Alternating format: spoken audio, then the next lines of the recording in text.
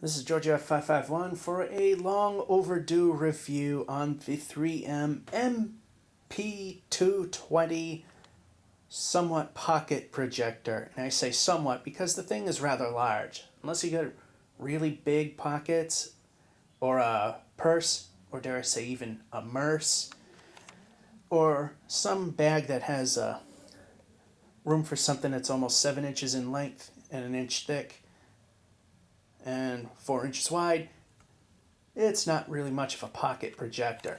Anyway, let's give you a little tour of what's here. Of course, in the front, of course, you have your lens, and that reflection you see is actually the LED array tricolor. And there's the intake fan that accepts nice cool air from the room. Pardon the jitters, I hands got tremors. Alrighty, and as I lose balance, here we got more vent holes. Over here we have the headphone jack if you want to use headphones with this. And on the back we have the actually that would be the intake right there. The exhaust is in the front. And you got your VGA audio video, which accepts VGA, a VGA cable, a composite video cable, as well as a component video cable, and your USB connection to your computer, and of course the DC-in jack, which by the way runs the adapter, which is plugged in right now. It has multiple heads. I got the American one in. Just simply slides in, connects. And over here in the top we have the volume control right there. If the camera wants to focus, there we go, left and right. And if you want the remote control, there is a sold separately, which I don't have. That is the infrared sensor to it. That is the focus knob for your image. And over here are your buttons to control the projector, which runs on the Android platform. You got your home, search, back, and menu key. And this here serves as both the enter button and as a sort of tactical mouse as you move your finger across it like so. And did we miss anything? We got the focus wheel. Oh, yes, we have missed something. And I'm going to put the camera down. And of course, it's not going to sit the way I want. Anyway, over here, if the camera would like to focus on it, there's your power button. And right here is a slot for a micro SD card up to 32 gigs of RAM it will support, which I will try and open up now. I don't have fingernails. Plus I work with machines, so my fingers are kind of all banged up. So they look a little nasty. And you pull this rubber gasket off, and if I can, I got the, like I said, pardon, my fingers are butchered by machinery. And there's the 16 gig one that I happen to put in. Anything up to 32, it goes right in here, just like so, when it snaps into place. Which you got to really jam your finger in there to get it to snap into place. Then you can close this up, which can be a challenge of its own. And if you push too hard, you'll dislodge the card. It'll snap back out. We'll get to that in a moment. What this is for. Besides that, there's 2 gigabytes of onboard storage if you need it, as this projector has built-in PowerPoint tools and other things like that. So you don't have to lug a computer and hook it up and all that stuff. You could do slideshows, show videos, all on this projector as it is, all by itself, without any of the added accessories. Anyway, now that we've got our little tour, I have the room lit up. It's bright outside as well, with 2 60-watt equivalent compact fluorescent bulbs to simulate a somewhat bright room. And I get a screen over here that the camera doesn't want to focus on. And pretty much like every projector, while this one has a further throw distance with the 65 lumens max image compared to most pocket projectors, sorry about the aim there, they still recommend roughly about a 18 to 24 inch image diagonally. And it is it's almost true widescreen. It's a little short of that. It's like a 8 to 5 aspect ratio, so it's a little taller than a true 16:9. And the resolution is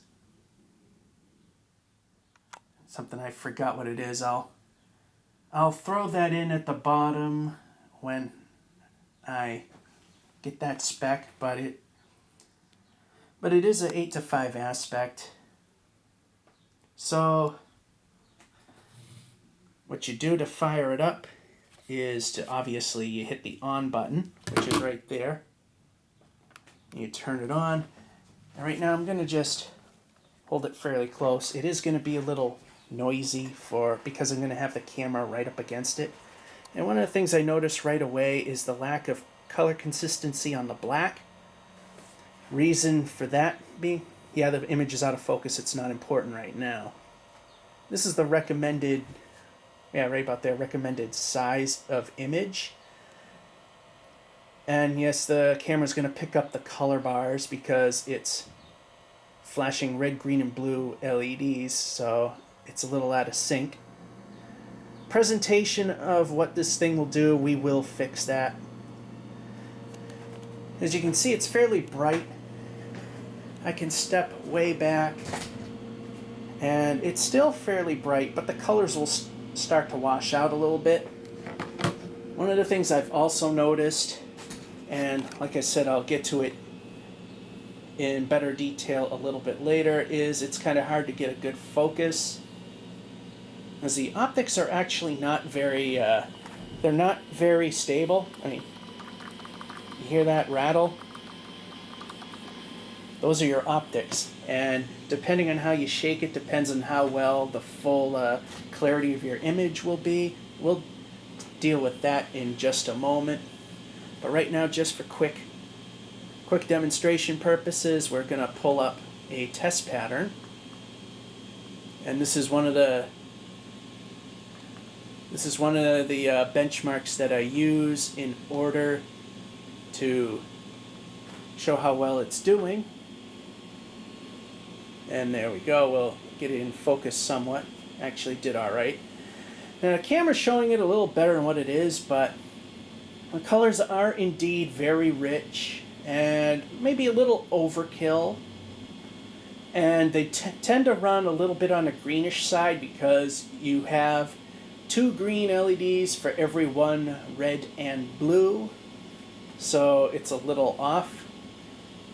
Plus, that does help with the LCOS display, because LCDs tend to run a little bluish and maybe a little reddish when it gets to full brightness. And as you can almost see, even with the somewhat bright light, we can see the darker bars in this test pattern, as seen right there.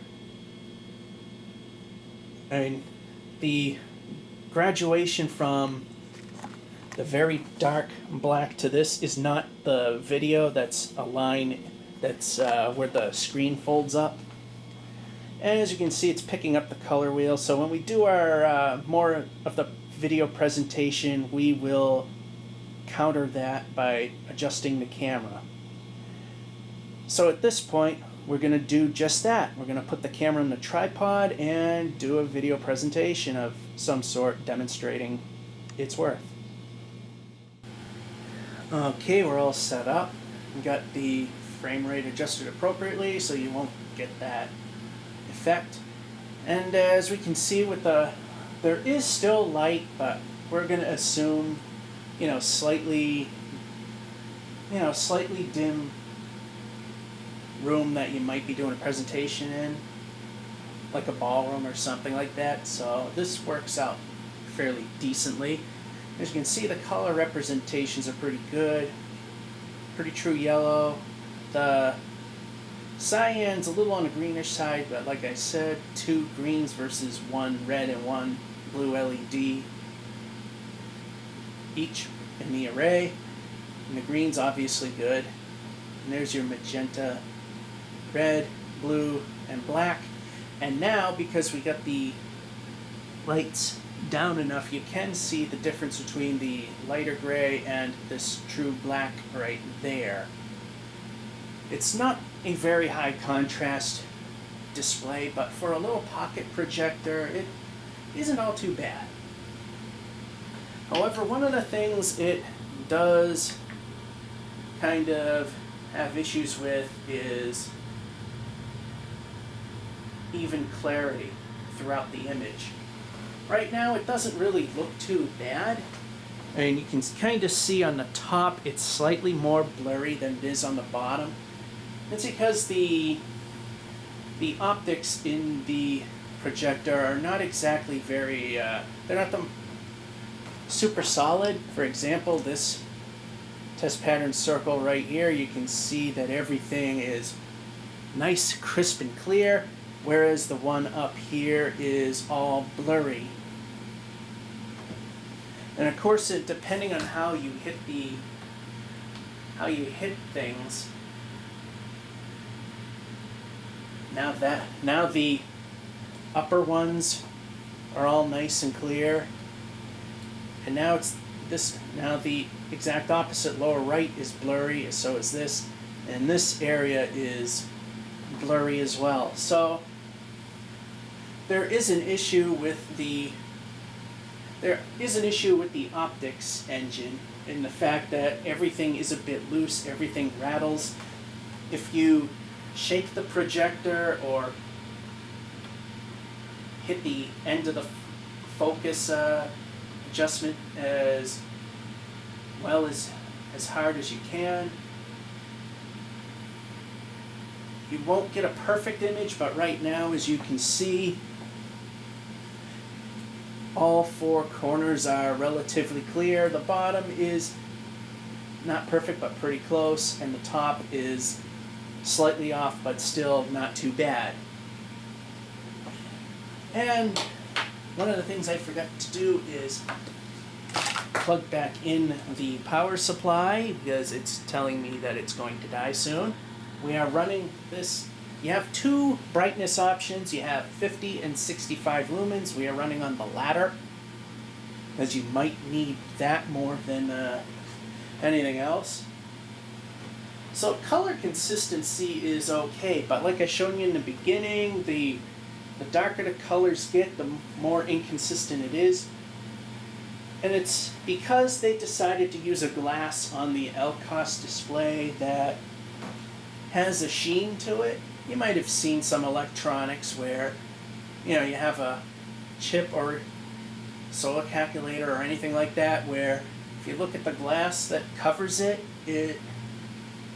sometimes it's perfectly clear, and other times it kind of has this hazy kind of sheen that's on there with kind of like a rainbow color effect. That's what you got going here, is that they didn't use the clear glass on the chip, so you get a little of that color bleed in your final result. Although in most cases, you're not going to really notice that whatsoever. Alright, now that we did that, hit the back button. And again, you can see here that some slight inconsistency in the sharpness department, but for a portable projector, it's going to get probably banged around in a briefcase or in a larger pocket. Well, it's a judgment call, pretty much. Hit the back button there. So it does pictures fairly well. There's your Android.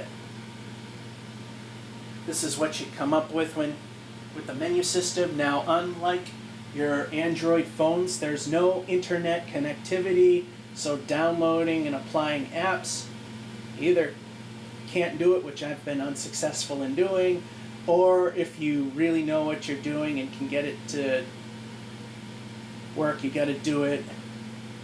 You got to finagle with things to make it happen. And of course, I don't have much in the way of videos, but I do have a Mary's Little Lane. And what I'm going to have to do here is back this up.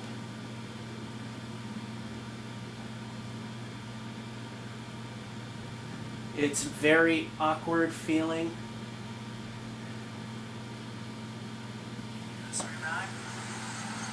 And here's what audio and video looks like. The author of that little nursery rhyme lived here. As you can see, it's a little on the greenish side. The statue was, and as you can tell, the noise of the fan running on high grossly overpowers the audio.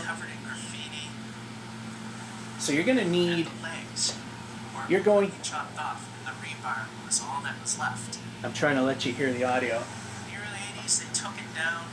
Anyway, and it's the so what you can hear is the fan is grossly overpowering the audio, and plus, because it's a tiny speaker, of course, all you're going to hear is the high end or treble, depending on your school of thought.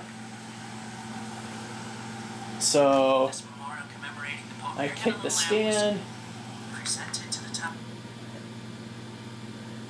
and I got a short waterfall, which highlights the highs pretty well. Here we go. There's not much color to this video anyway, it was mostly natural. And you can hear the high-pitched stuff comes out really well. The lows and mid-range, not so much. And there's the very loud fan. On 50 lumens, the fan isn't anywhere near as loud, but it's still quite a bit. And as for color reproduction,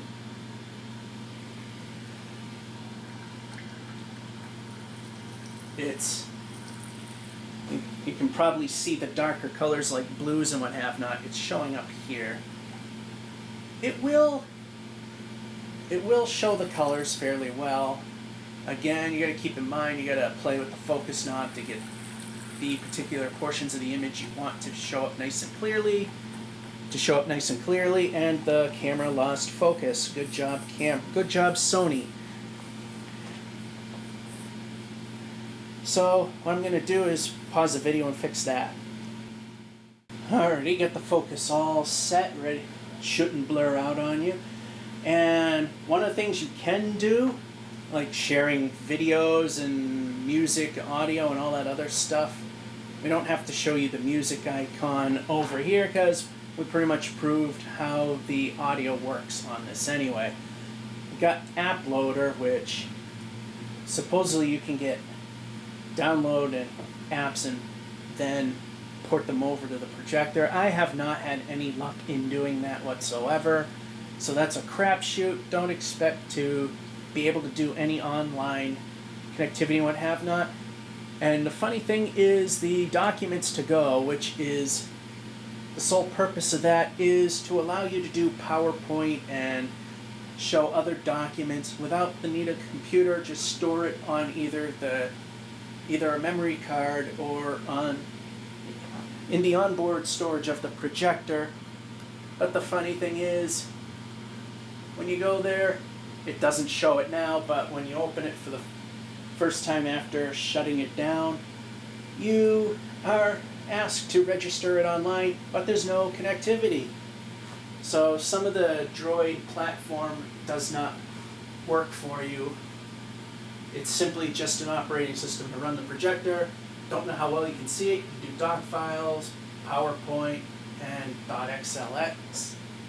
Those are supported by the projector. However, there are instances in which if you have graphs or images in your documents, they may not show up properly or at all.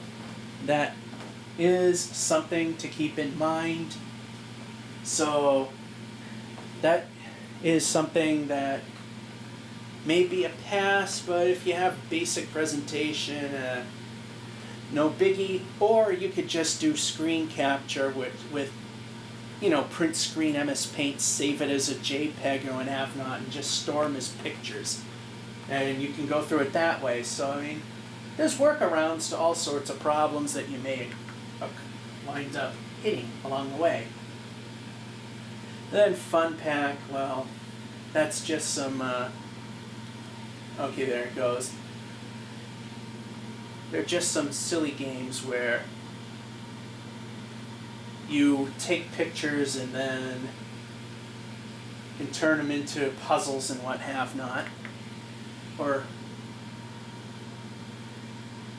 And then there is one included game on here called Cannonball Pro,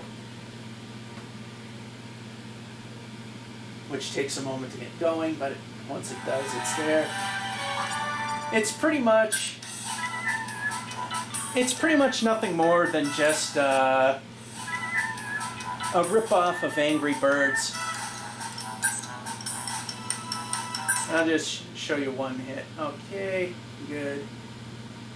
I'll just show you one swing of it here. You get 5 chances to knock down all of the items, to go all the way, and that's pretty much all there is to it. On some applications, it seems you gotta rub the tactical mouse several times to move it a little bit. Other times, you just barely move your finger and you fly across the screen. So with that being said, we've pretty much shown you what it can and cannot do for the most part. If you're lucky, you can find external cables, which I mentioned. There's a VGA/composite/component video cable outlet, and I am surprised 3M does not seem to support or highlight the fact you can buy these cables. And wherever I go, I cannot find any. If you want to do videos from your camcorder, whether it's composite, which is the old analog, or component, which is the high def/digital format that we use now, although the video is analog, but separate RGB. The only cable that I could actually find anywhere was the VGA cable, and I found it from B&H Photo Video. You can find it in other places. If you're willing to trust people on eBay or Amazon, which I don't, you could probably scrounge up a cable for those features. So, can't really do it here. So what I'm going to do now is I'm going to pause the video and grab my laptop and show you how to connect to it, and then ultimately see how well the VGA cable works. Alright, next step, we're going to show you how easy it is to connect your computer, in this case a laptop, to the projector. Now I've already taken the liberty to do some of the installation work.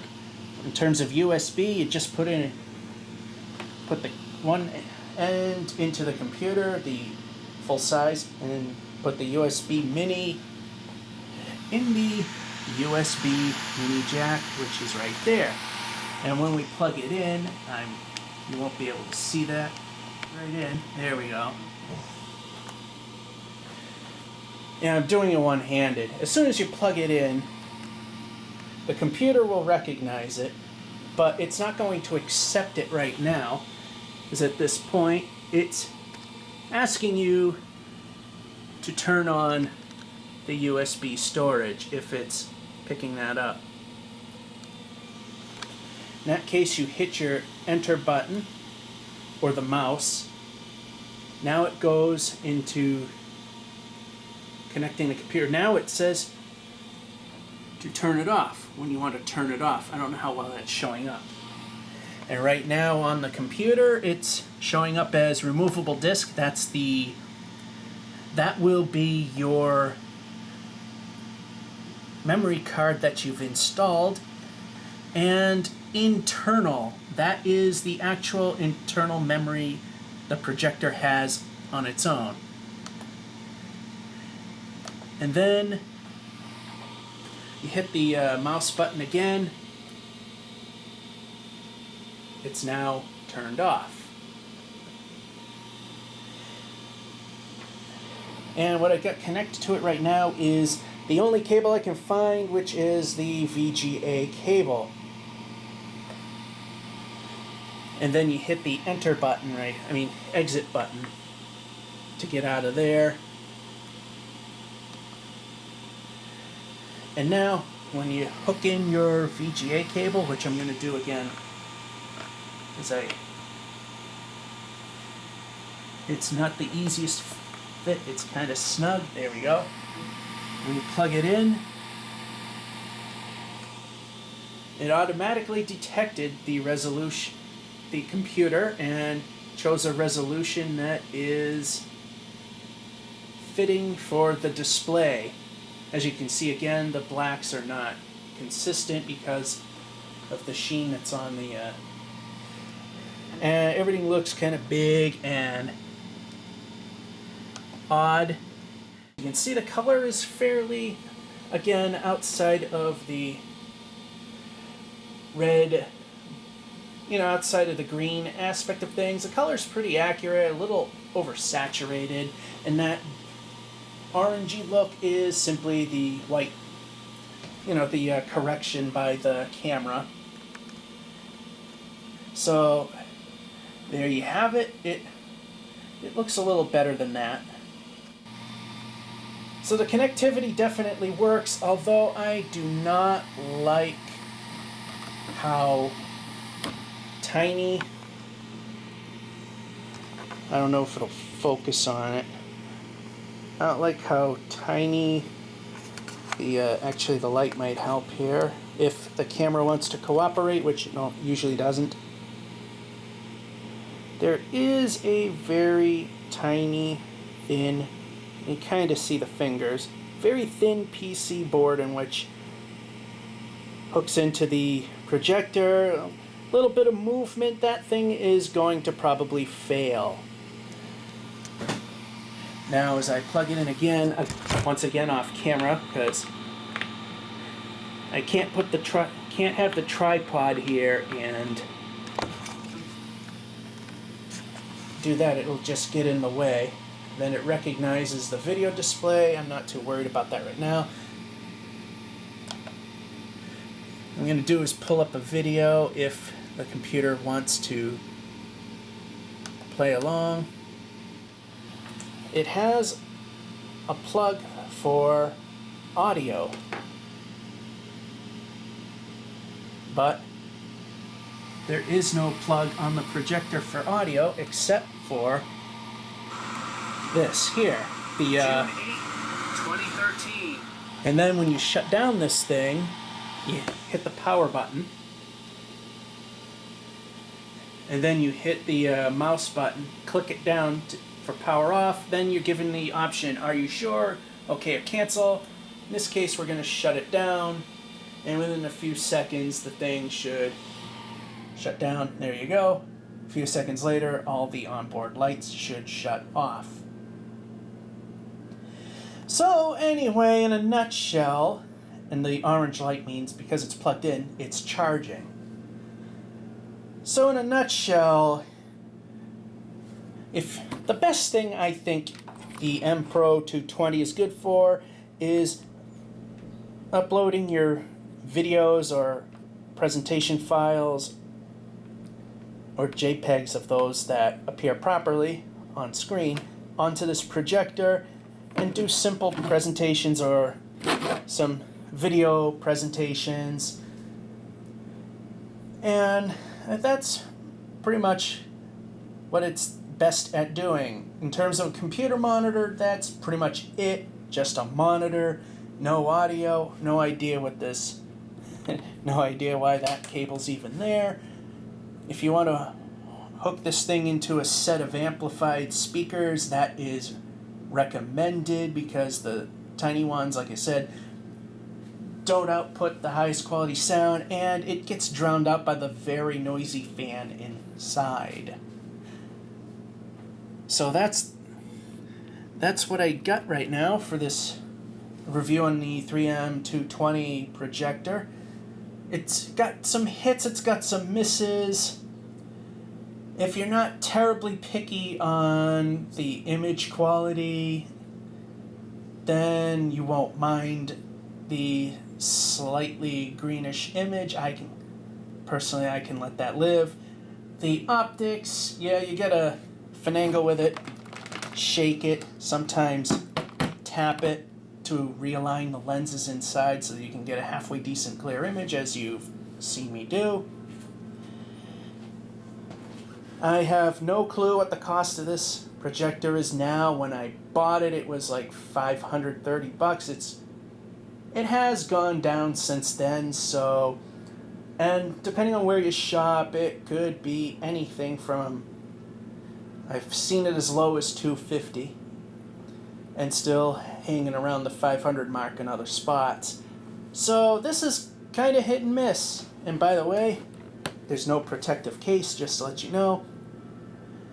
And what you do get is the projector and the power cord with a bag full of adapters, so you can choose the proper one for which country you live in.